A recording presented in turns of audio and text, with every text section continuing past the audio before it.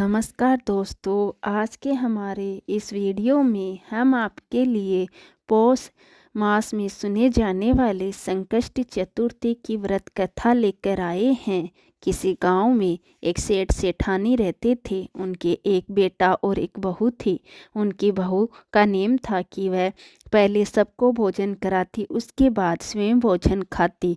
उनकी एक पड़ोसन जो रोज़ उनके घर आती और रोज़ ही है पूछती कि आज तुम्हारे घर पर क्या बना है, और बहू रोज उससे यही कहती कि ठंडो बासो भोजन। एक दिन बहू ने बहुत सारे पकवान बनाए थे। सब लोग खाना खाने बैठे तो उसके पति ने विचार किया कि देखते हैं, आज पड़ोसन आती हैं और पूछती हैं कि तुम्हारे घर क्या बना, तो ये क्या जवाब देती हैं। घर के सभी लोगों ने एक साथ बैठकर भोजन कर लिया। आज भी वह पड़ोसन आई और उस पड़ोसन ने पूछा कि आज तुम्हारे घर पर क्या बना है, तो बहू ने फिर उससे कहा ठंडो बासी। तब सेठ के लड़के ने सोचा, हो ना हो कोई बात जरूर है जिससे मेरी पत्नी पड़ोसन से ऐसा कहती हैं। उसने अपनी पत्नी से पूछा कि तुम रोज पड़ोसन से ऐसा क्यों कहती हो कि ठंडो बासी खाया, जबकि आज तो हम सब ने एक साथ बैठकर कई तरह के पकवान खाए हैं। तब उसकी पत्नी ने कहा कि हम लोग जो भी खा रहे हैं वो अपने बाप दादा की कमाई है। जिस दिन आप कमा कर लाओगे उस दिन मैं समझूंगी कि ताज़ा भोजन कर रहे हैं। फिर लड़के ने अपनी पत्नी की बातों पर विचार किया और उसने अपनी माँ से कहा, माँ मैं बड़े शहर में कमाई करने जा रहा हूँ। तब उसकी माँ ने कहा, बेटा हमारे पास तो कितना धन है, फिर तुम क्यों शहर जाना चाहते हो। माँ के मना करने पर भी बेटे ने स्वयं कमाने का दृढ़ निश्चय कर लिया और जाते समय पत्नी से कहा कि मैं जब तक कमाकर बहुत सा धन लेकर ना आऊं, तुम चूल्हे की आग मत बुझाने देना। एक दिन चूल्हे की आग बुझ गई तो वह मन ही मन घबराने लगी, कहीं मेरे पति संकट में तो नहीं हैं। जल्दी से पड़ोस से आग लाकर चूल्हे में रख दी। ऐसा विचार करके बहू पड़ोस में गई। वहाँ पड़ोसन चौथ माता का व्रत पूजन कर रही थी। पड़ोसन ने कहा, थोड़ी देर में आकर आग ले जाना। तब बहू ने पड़ोसन से पूछा कि आप क्या कर रही हो। तब पड़ोसन ने कहा, मैं चौथ माता का व्रत कर रही हूँ। बहू ने कहा, आप ये व्रत क्यों करती हो, इससे क्या मिलता है। तब पड़ोसन ने बहू को बताया, चौथ माता के इस व्रत को करने से धन लक्ष्मी मिलती हैं और अपनी सभी मनोकामनाएं पूर्ण होती हैं। पड़ोसन की ये बातें सुनकर बहू का भी मन हुआ कि वह भी चौथ माता का व्रत करे। अब बहू भी चौथ माता का व्रत करने लगी। दीवार पर चौथ माता बनाई और चौथ माता व्रत के दिन गुड़ का चूरमा बनाकर रात को चंद्रमा पर अर्घ देकर भोजन करने लगी। ऐसा करते करते बहुत दिन हो गए। चौथ माता ने उस बहू के पति को स्वप्न दिया कि साहूकार का बेटा तू जागे कि सोवे, तेरी पत्नी तुझे बहुत याद कर रही है, घर जाकर उसकी चिंता मिटा। तब साहूकार के बेटे ने कहा कि मैं अभी कैसे जा सकता हूँ, अभी तो मेरा हिसाब किताब बाकी है।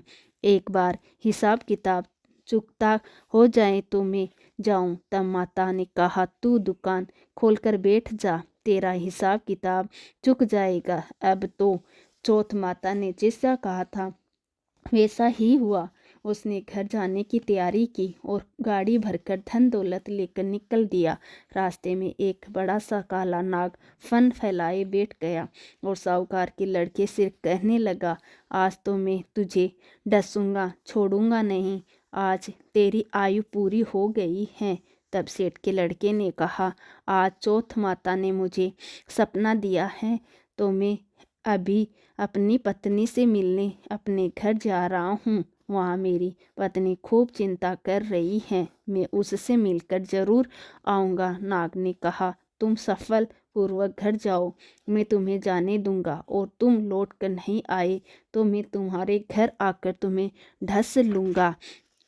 इस प्रकार सर्प को वचन देकर वह घर पहुंच गया। वहां सभी ने हंसी खुशी उसका स्वागत किया और सब लोग भोजन करने बैठ गए।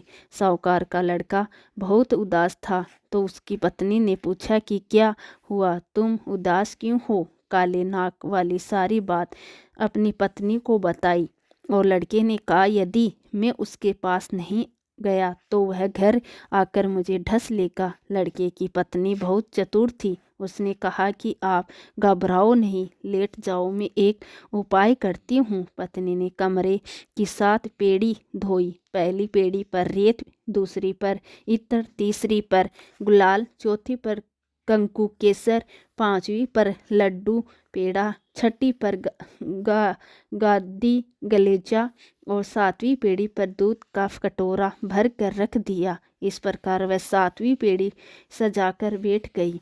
आधी रात होते ही नाग आकर पेड़ी पर चढ़ने लगा। पहली सीढ़ी पर रेत पर लौट गया और कहने लगा कि सेठ की बहू ने आराम तो बहुत दिया, पर वचनों से बंध कर आया हूँ तो मैं उस लड़के को डसूंगा जरूर। इस प्रकार 7 पेड़ियों पर नाग आराम करता हुआ और कहता हुआ कि डसूंगा जरूर कमरे में जाने ही वाला था कि चौथ माता ने विचार किया कि अगर मैं इसे नहीं बचाऊंगी तो संसार में धर्म, कर्म, व्रत, पूजन कौन मानेगा, कौन पूजा करेगा।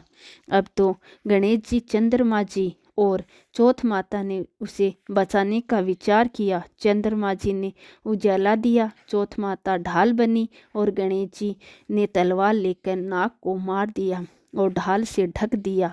अब बहू थकी हारी सो गई। सुबह हुई तो लोग बेटे से मिलने आए, परंतु बेटा बहू तो उठे ही नहीं।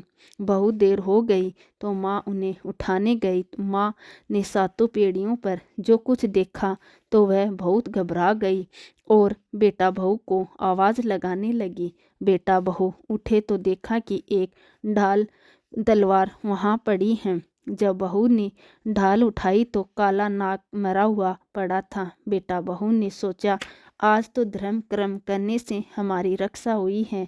भगवान गणेश और चौथ माता ने हमारी रक्षा की है कि हे चौथ माता, जैसे आपने सेठ के बेटे बहू की रक्षा की, वैसे ही अपने सभी भक्तों पर अपनी कृपा बनाए रखना, उनकी सदा रक्षा करना। तो दोस्तों, कैसी लगी आज की हमारी ये कहानी। ऐसी और कहानियों के लिए मेरे चैनल को सब्सक्राइब करना ना भूले। जय हो गणेश जी भगवान की, जय हो चौथ माता की।